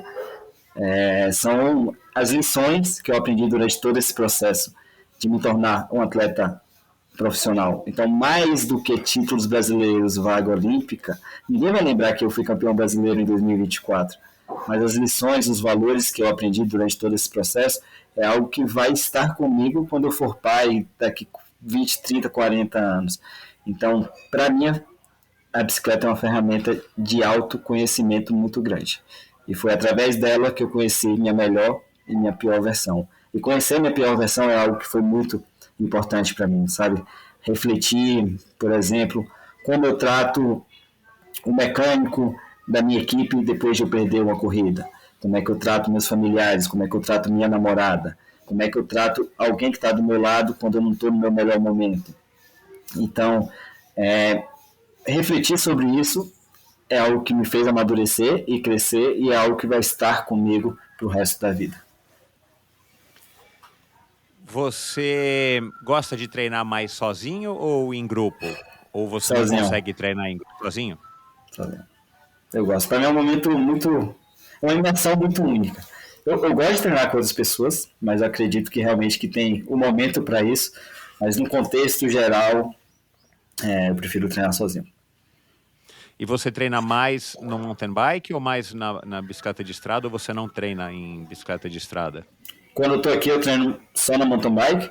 Porém, quando eu estou em Petrópolis, que é de janeiro até outubro, eu diria de 60 a 40, ou 70 mountain bike, 30 estrada, ou 60 a 40, depende do momento. Uhum. Uma pergunta que eu estou curioso para ouvir você falar, eu não ouvi ninguém comentando nada sobre isso ainda nos blogs, nas páginas de mountain bike, eu queria ouvir de você. O Avancini, ele de fato colaborou muito com o nosso esporte, quer dizer, com o esporte brasileiro, o mountain bike especificamente. O mountain bike ele é consumido no Brasil, pelo que eu entendi, né, de uma maneira muito acima da média dos outros países. E o Henrique Avancini tem essa preocupação de deixar um legado, de construir, né, não é à toa que ele está com a equipe agora. E ele foi um cara que soube aproveitar as oportunidades também, foi um cara que perseverou e que conseguiu chegar, talvez muito mais alto, muito mais longe do que ele próprio imaginou. E ele, de repente, se tornou um ídolo brasileiro, né? E agora a gente está sem ele competindo no dia a dia, né? Ele está aí atrás, né, nos bastidores da sua equipe, ele está fazendo os vídeos dele, os podcasts dele e tudo mais. Ele não vai nunca deixar de ser associado ao mountain bike e provavelmente ele nunca vai deixar o ciclismo, né? Nem ele mesmo de pedalar e nem de estar envolvido de alguma maneira. Nesse ano, sem o Henrique, você acha que houve uma mudança da atenção da mídia, das marcas, do público, no interesse do mountain bike? E de repente vocês comentam, vocês sabem disso, há números que de repente, puxa, o mountain bike deu uma caída, porque quando o Avancini anunciou a sua aposentadoria da competição profissional, eu pensei, puxa, tomara que o que ele tenha feito tenha sido suficiente para que as coisas continuem numa crescente para vocês, né? Porque tá aí você, tá aí o Alex, tá aí, enfim, a Marcela, que teve na tua equipe, tá aí ainda a Raíssa, tem muita gente muito boa, né? O próprio Cocuz e tudo mais. Você acha que uma ligeira queda, ou o mountain bike está sobrevivendo, entre aspas, à ausência do Avancini?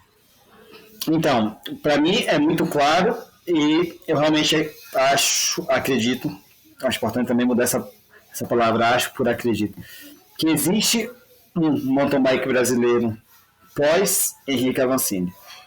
Henrique nitidamente mudou o mountain bike do Brasil. Concordo.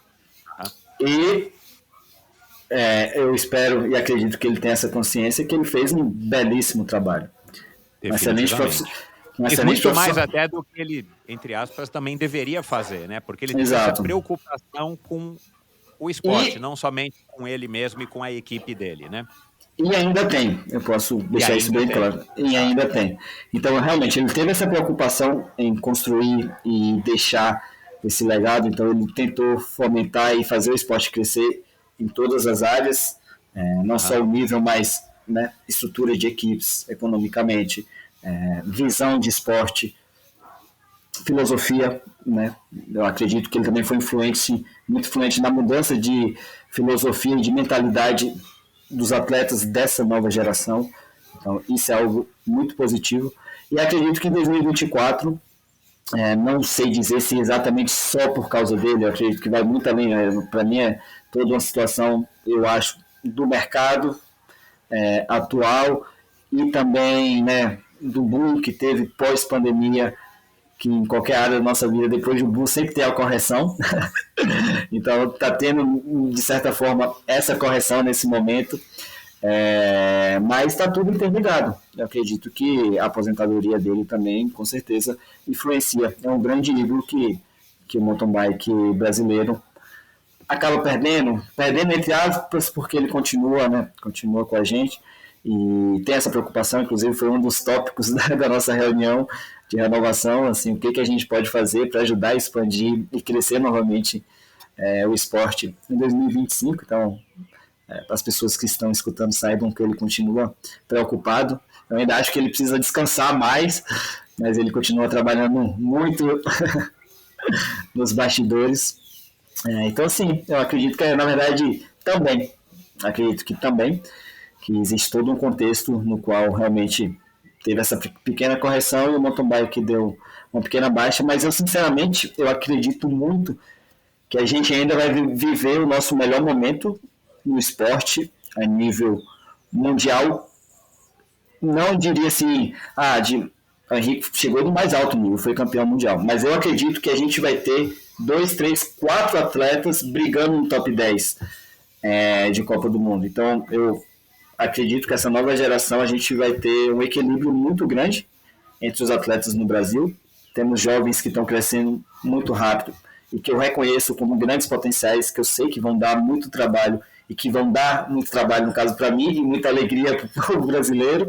Então, eu realmente acredito que está vindo bons frutos para nós, torcedores do mountain bike no Brasil, e que teremos 2, 3 atletas brigando no top 10 de Copa do Mundo nos próximos 2, 3 anos. Não é algo fácil, é um espaço muito restrito que poucas pessoas conseguem chegar. Mas, sinceramente, eu sou um atleta que sou sangue nos olhos, como a gente fala aqui no Capão, e eu reconheço outros atletas que também são. E eu posso afirmar que a gente tem uma nova geração que vai vir muito forte e aumentando em nível, ajudando uns aos outros com a competição interna a evoluir. A gente vai galgar bons caminhos a nível mundial. O que está faltando para você ser campeão mundial? Muita coisa, para eu ser campeão mundial, muita coisa ainda. Tenho que olhar muito para dentro de mim ainda, buscar ferramentas para me desenvolver, mas eu acredito que estou nesse processo, sinceramente, assim, quando eu analiso os últimos 4 anos, né, do top 50 para o top 40, do top 40 para o top 30, para o top 30 para o top 20, e eu tenho consciência em respeitar esse processo, e mais do que isso, eu valorizo e realmente comemoro cada pequeno passo. E isso é um grande diferencial, eu posso dizer, porque eu vejo muitas pessoas em todas as áreas, não só no esporte, mas eles estão sempre muito focados com o resultado final, com mais alto nível. Eles acabam desvalorizando ou deixando passar pequenas conquistas que também são importantes. Então, poxa, a galera me vê comemorando o top 40 e está comemorando o top 40. Eu falei, poxa, eu estou comemorando o top 40. Há 2 anos atrás eu era o top 200. eu dei um grande passo adiante, sabe? Pô, agora Exato. sim, tô comemorando o top 30, melhorei 10 posições no ranking mundial. Pô, esse ano consegui meu primeiro top 20, segundo atleta da história a fazer isso. Então, eu respeito o processo, comemoro cada pequena conquista que a gente tem e continuo sonhando alto. Eu realmente acredito que falta muita coisa para chegar no topo, mas eu realmente acredito que eu estou me desenvolvendo e que pouco a pouco a gente está chegando lá.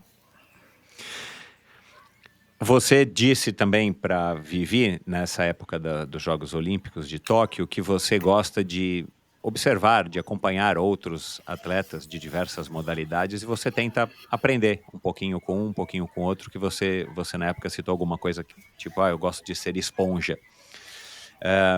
Se você pudesse escolher um atleta de qualquer modalidade para viver um momento desse atleta, que atleta seria e que momento que seria esse?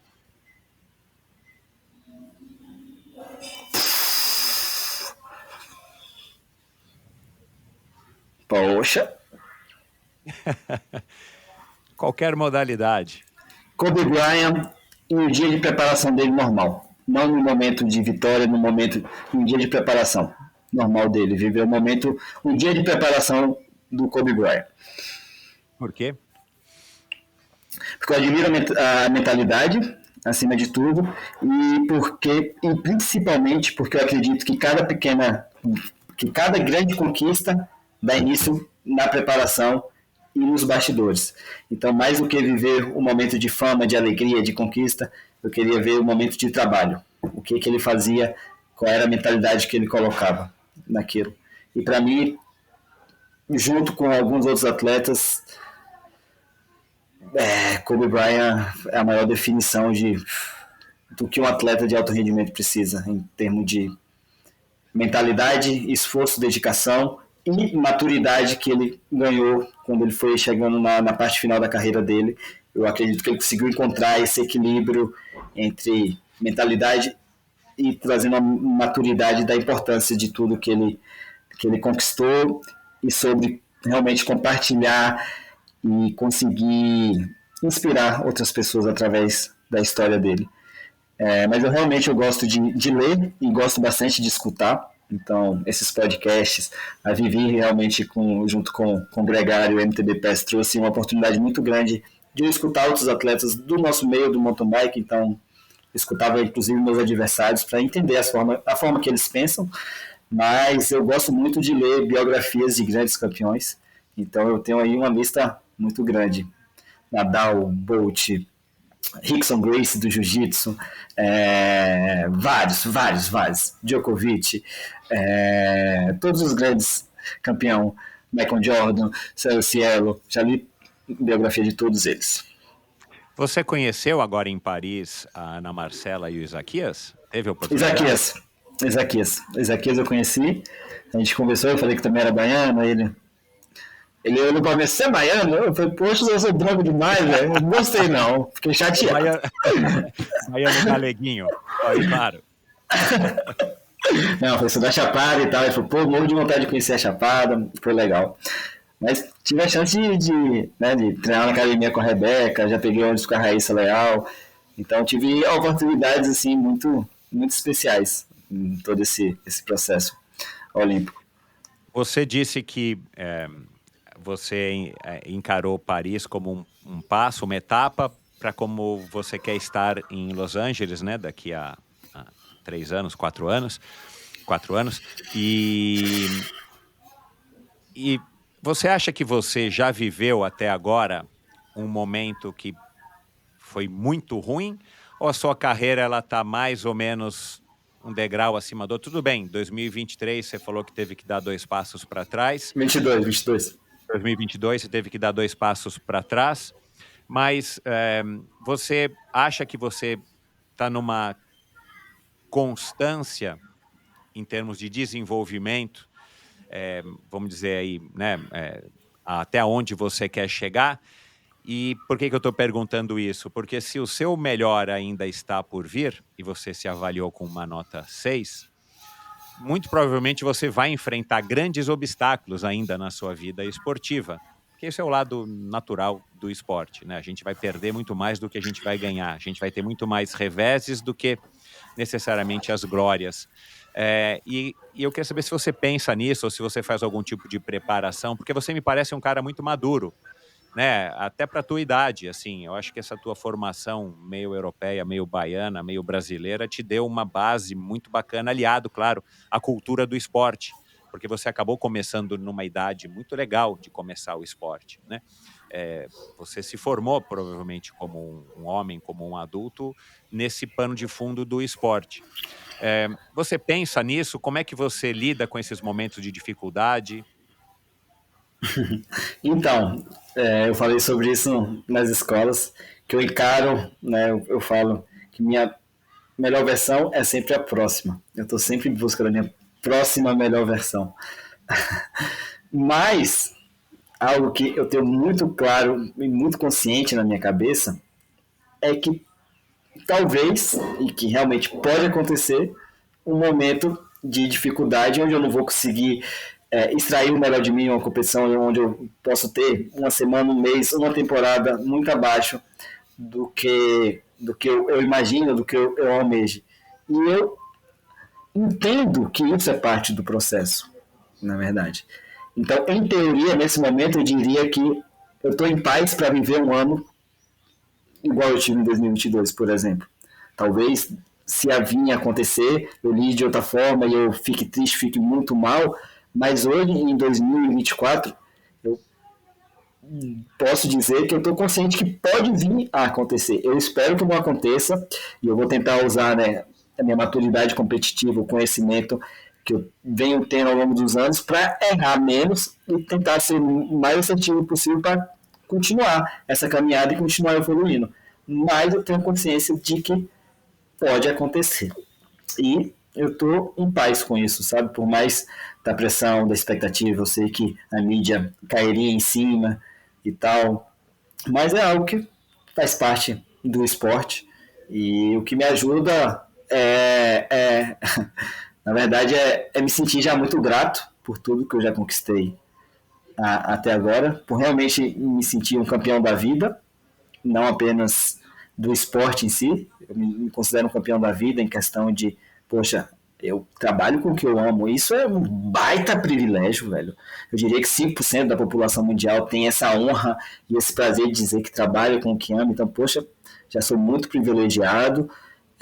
E o que importa, na verdade, por mais que as opiniões das pessoas, né, as pessoas gostam de julgar, gostam de falar, o que importa é, sabe, meus irmãos, meus amigos, é ter o respeito das crianças da minha comunidade, ver os olhos dela brilharem como quando me vê, ter o respeito das pessoas mais velhas, ter o respeito das pessoas como ser humano que eu sou e não apenas o vínculo esportivo, sabe? Não é o mais importante. E sim os valores que eu carrego. Então, ter essa consciência me deixa mais em paz em pensar em um momento de dificuldade. Pode acontecer de quando chegar eu pirar o cabeção e ficar mal, mas por enquanto é isso. Ulan, para terminar, aonde que você gostaria de estar daqui a 5 anos, pós Los Angeles? Eita! Aposentado? Não sei. Ulan, tem mais peso uma medalha olímpica ou um título mundial? Para mim, é uma medalha olímpica. Para mim, é uma medalha olímpica. Você conquistar um bronze seria melhor do que você estar com o título de campeão mundial de XCO, por exemplo? Isso é muito pessoal. Claro que um título mundial tem um significado enorme. Tipo, poxa, a honraria de você poder usar a camisa arco-íris. Eu imagino que seja um sentimento muito único, né? Eu já sinto isso, tendo a honraria de vestir a bandeira do Brasil, mas da importância das Olimpíadas na minha vida, de como eu sempre enxerguei essa competição de forma tão cativante, tão especial, eu diria que uma medalha olímpica teria um impacto na minha felicidade maior do que um título mundial em si. Mas, sabe, eu quero me ver feliz em 5 anos.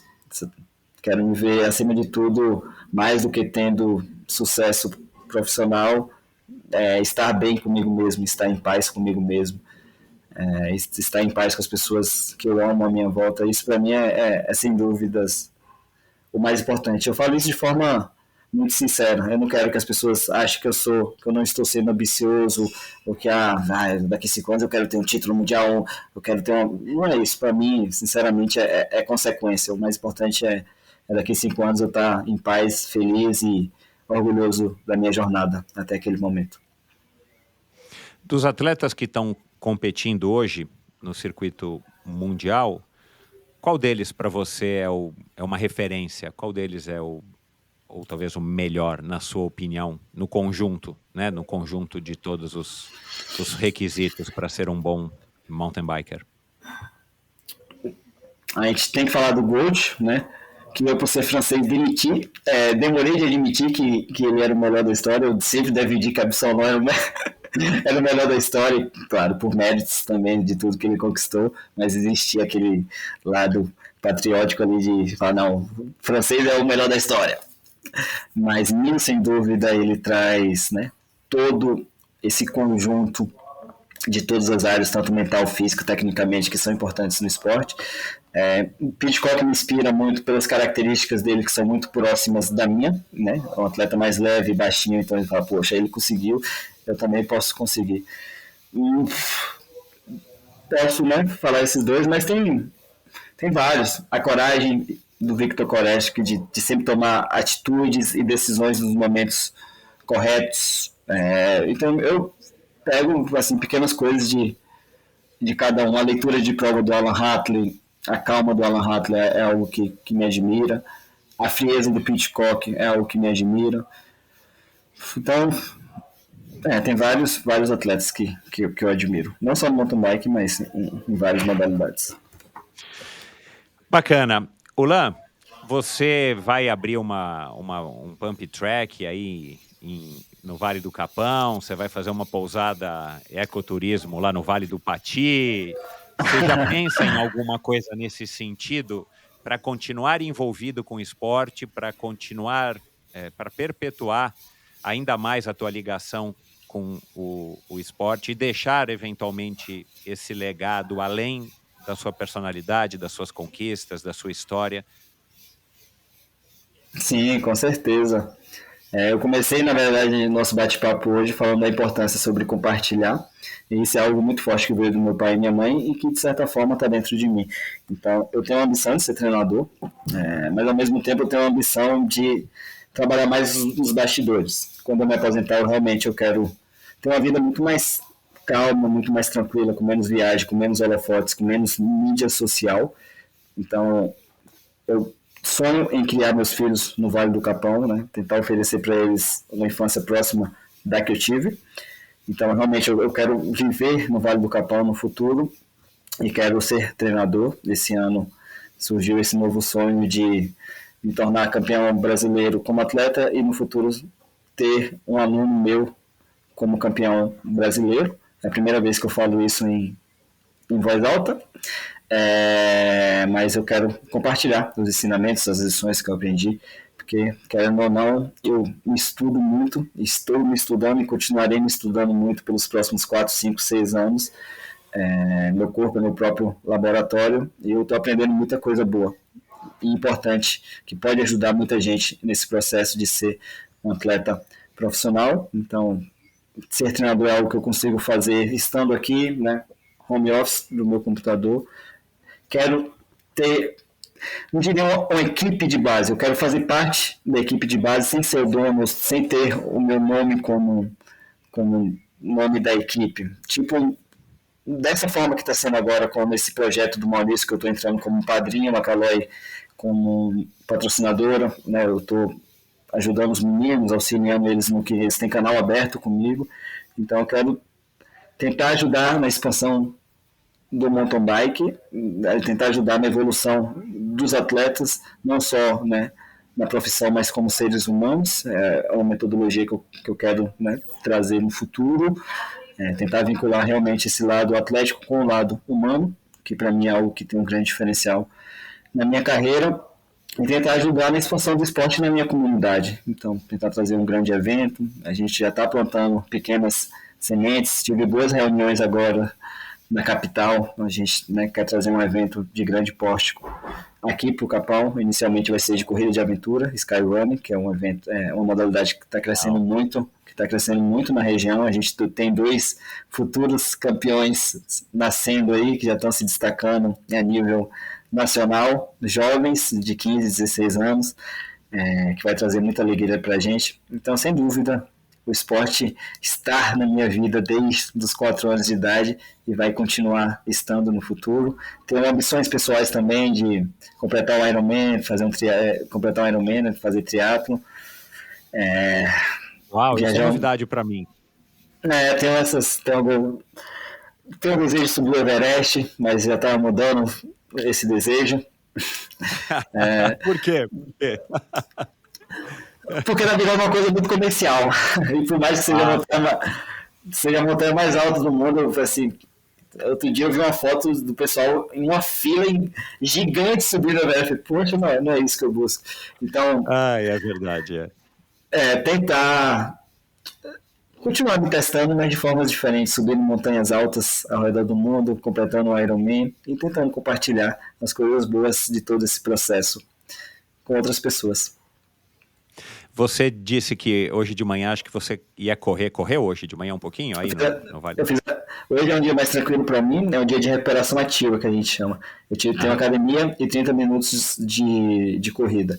Aí eu fiz academia e os 30 minutos de corrida eu deixei para fazer um pouco mais tarde, porque aí vai estar sol, e eu já aproveito e tomo banho de cachoeira. Vou correndo para a cachoeira, tomo banho e volto correndo. Você curte correr? Curto correr, eu curto correr, bastante. E você sabe nadar? Você nada? Você gosta de nadar? Não gosto de nadar, seria a minha maior dificuldade. Isso é algo que eu já tenho claro, assim. Não é que eu não gosto, é que eu não sei, não aprendi corretamente. Não aprendi corretamente. Nada, mas eu percebo que canso rápido, eu percebo que eu estou fazendo alguma coisa errada. Então, precisaria fazer umas aulas de nada. E treinar muito também, né? Mas é algo que eu penso em fazer no futuro. Eu vou fazer no futuro. Exatamente. Que legal, cara, que bacana. Você sabe que há muitos anos a prova de Ironman era no Rio de Janeiro e depois ela passou para Porto Seguro, né? Na época que eu competi profissionalmente, era o triatlon internacional, o meio Ironman internacional de Porto Seguro, sim. Competi. Que massa. Na minha época era a única prova que tinha de meia distância, era o meio Ironman. E depois acho que aconteceu uma prova em 98 de Ironman. Ou 98, 99, e aí 2000 ela desceu para Florianópolis e aí não voltou mais em Ironman, não voltou mais para Porto Seguro. Era uma prova fantástica, era, né, Cabralha, e até Cabralha, época da lambada, não sei se você já ouviu falar. Não, mas que massa. Que massa. Então, quem sabe até você resolver participar de um Ironman, quem sabe vai ter já uma prova em Porto Seguro para você fazer uma provinha na terrinha.